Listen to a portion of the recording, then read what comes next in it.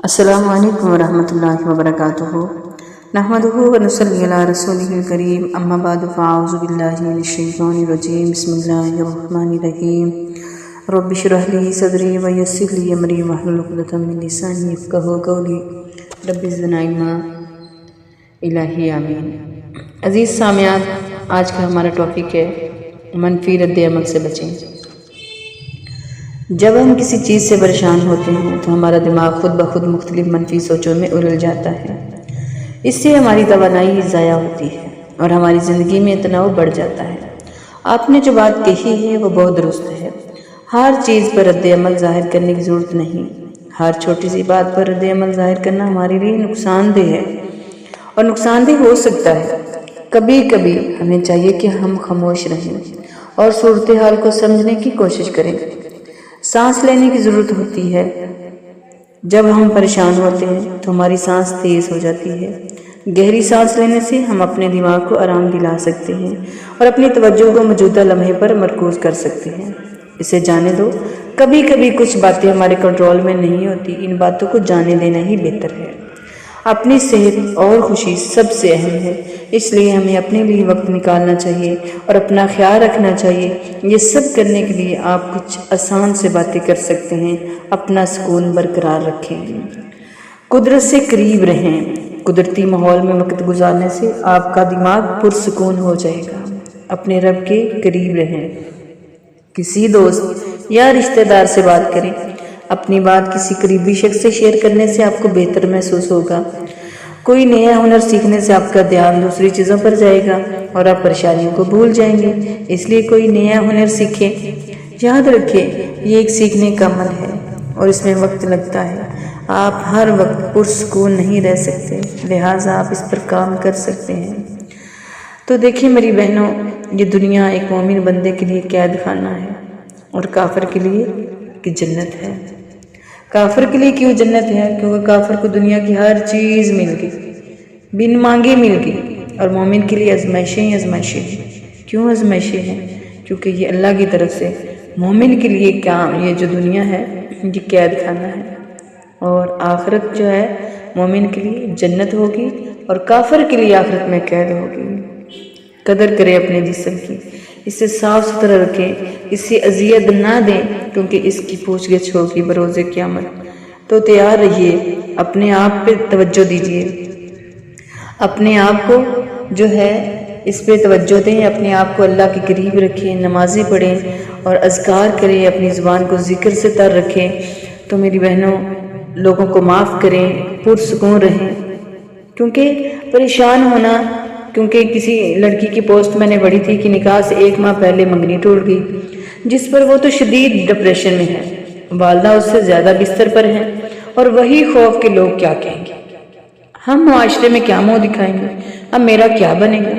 ایک بہت ہی عزیز، بہت پیاری سہیلی ہیں جن کا رخصتی سے پہلے نکاح ختم ہو گیا۔ وہ مجھے کہیں کہ مجھے ایسا لگتا ہے کہ میں مر جاؤں گی، میں اب تک زندہ کیسے ہوں، لوگ میرے متعلق کیا سوچیں گے۔ کبھی کبھی میرا دل چاہتا ہے کہ میں لڑکیوں کو سمجھاؤں، اور جہاں تک ممکن ہو سمجھاتی بھی ہوں کہ بات پکی نہ ہونا منگنی ہو کے انکار ہو جانے سے بہتر ہے۔ منگنی ٹوٹ جانا نکاح ہو کر ختم ہو جانے سے کہیں بڑی نعمت ہے اور اللہ کا کرم ہے۔ رخصتی سے پہلے نکاح کا ختم ہو جانا اور آپ کے لیے اللہ کی وہ مدد ہے جس کا آپ اندازہ بھی نہیں کر سکتی۔ رخصتی کے بعد اولاد کی دنیا میں آنے جانے سے پہلے آپ کا کسی اذیت بھرے تعلق سے نکل آنا اللہ کا آپ پر وہ احسان ہے جس نے آپ کی کسی نیکی کی عوض آپ پر کیا۔ اولاد کے بعد بھی آپ کو چھوڑ جاتا ہے، اولاد کے بعد بھی آپ کو چھوڑ جاتا یا آپ ہمت کر کے کسی تعلق سے نکل آتی ہیں تو وہ ساری زندگی کسی ٹاکسک اور بیوزو رشتے میں رہنے سے کہیں زیادہ بہتر ہے، یعنی جو خراب رشتے میں یا جس میں اذیت ہے، جس میں روز مرنا روز جینا ہو، اس سے بہتر ہے۔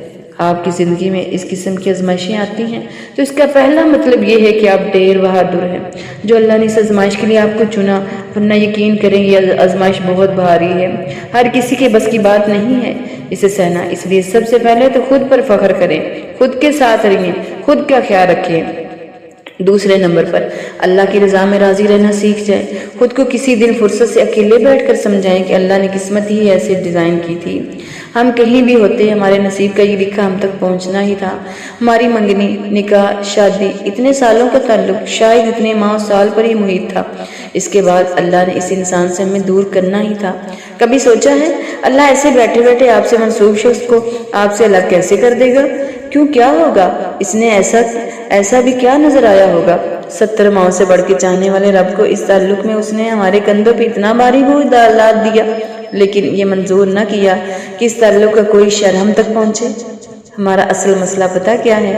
اللہ پر، اس کے فیصلوں، اس کی پلاننگ پر یقین نہیں کرتے۔ ہم معاشرے کو سنتے ہیں، معاشرے ہمیں بیچاری ڈکلیئر کر رہا ہے اور ہم خود کو سمجھ بھی رہے ہیں۔ کیوں بیچاری پتہ ہے کسی کو کہتے ہیں؟ جس کے سر پہ چھت نہ ہو، جس کو 3 وقت سے پیٹ بھر کے کھانا نہ ملا ہو، جس کے تن پر سردی میں گرم کپڑے اور گرمیوں میں پیروں پر چپل نہ ہو۔ بس میں تو کسی ہاتھ بازو سے محروم انسان کو بھی بیچارہ نہیں کہہ سکتی، میرا دل نہیں مانتا۔ تو آپ نعمتوں سے مالا مال، رشتوں سے مالا مال، رزق سے مالا مال، خود کو بیچاری کیسے کھلوا سکتی ہیں؟ خود میں ہمت پیدا کریں۔ یہی وقت ہے معاشرے کے تمام ہندوانہ رسم و رواج کو ختم کرنے کا۔ غم کی چادر اوڑھ کر ایک کونے میں لگ کر بیٹھنے سے آپ سے سب سے ہمدردی بھی کریں گے، بیچاری بھی کہیں گے، ترس بھری ہوئی نگاہوں سے بھی دیکھیں گے، پر یقین کریں ان چیزوں کا ٹکے کا بھی فائدہ آپ کو یا آپ سے کچھ سیکھنے والوں کو نہیں ملے گا۔ خود کو ایک مثال بنائیں، دنیا کو بتائیں کہ غم ملنے کا مطلب بستر سے لگ جانا نہیں ہوتا۔ آپ کے والدین، بہن بھائی، آپ سے پیار رکھنے والے آپ کو اداس دیکھ کر اور اداس ہوں گے، اس لیے نہ قدرے لوگوں کے غم میں قدردان لوگوں کو مت بھولیے۔ خصوصاً والدین کے لیے ہمت بنے، انہیں تسلی دلائیے کہ یوں کسی ایک رشتے کے ختم ہو جانے سے زندگی رک نہیں جاتی، زندگی تب رک جاتی ہے جب اس رشتے کو قائم رکھتے رکھتے خود ختم ہو جاتے ہیں۔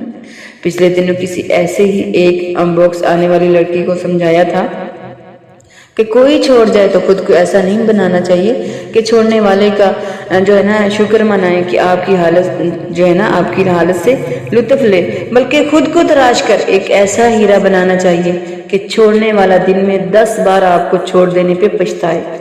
سوچ بدلیے، نظریے بدلیے، معاشرے کے سیٹ کیے گئے عجیب غریب اصول ہوا میں اڑائیے، کیونکہ وہ نہ دنیا میں کارآمد ہے نہ آخرت میں۔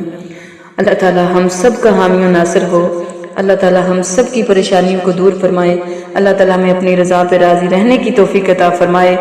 السلام علیکم ورحمۃ اللہ وبرکاتہ۔